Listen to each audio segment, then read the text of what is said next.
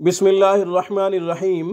سامعین کرام، شہوت کی تیزی ختم کرنے کا، احتلام سے بچنے کا، جریان سے بچنے کا ایک خوبصورت قرآنی عمل۔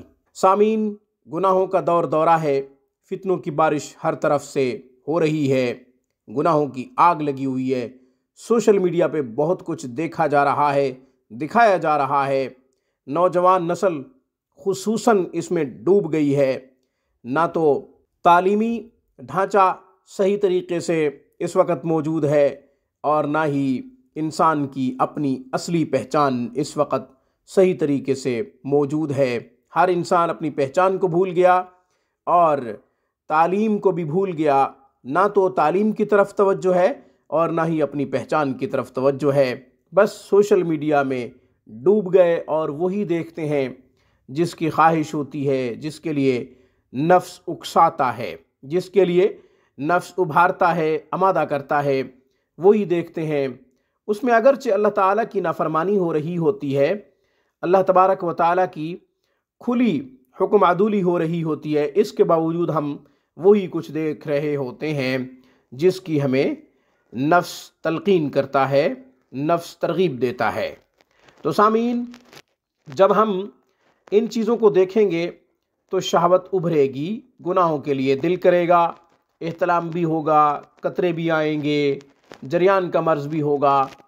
تو شادی سے پہلے ہی نوجوان کھوکھلا ہو جائے گا، اولاد کے قابل نہیں رہے گا، جوانی برباد ہو جائے گی۔ جب جوانی تباہ ہوتی ہے تو شادی کے بعد بیویاں طلاق کے مطالبے کرتی ہیں، طلاق مانگتی ہیں، اولاد بھی نہیں ہوتی۔ اولاد نہ ہونے کا ملبہ اپنی بیوی کے اوپر ڈال دیتا ہے، جبکہ ماضی کی حرکتوں پہ غور نہیں کرتا کہ میں نے ماضی میں کیا کیا، میں نے اپنی جوانی برباد کر دی، تباہ کر دی، کچھ بھی میرے پاس نہیں رہا۔ اب تو چلنے میں بھی لڑکھڑاتا ہے، کمزور اس طرح کے چلتا ہے تو چکرا جاتا ہے، چکر آتے ہیں تو بوڑھا محسوس ہوتا ہے۔ یہ پتہ نہیں کہ یہ کون سی حرکتیں تھیں جن کی وجہ سے میرے ساتھ ایسا ہو رہا ہے۔ بہرحال، گناہوں سے بچنے کے لیے سوشل میڈیا پہ غلط چیزیں مت دیکھیں، اس کے ساتھ ساتھ یہ قرآنی عمل کریں، انشاءاللہ گناہوں سے بھی بچ جائیں گے اور شہوت بھی نہیں ہوگی۔ اسی طریقے سے احتلام سے بھی باز رہیں گے، جریان کے قطروں سے بھی باز رہیں گے۔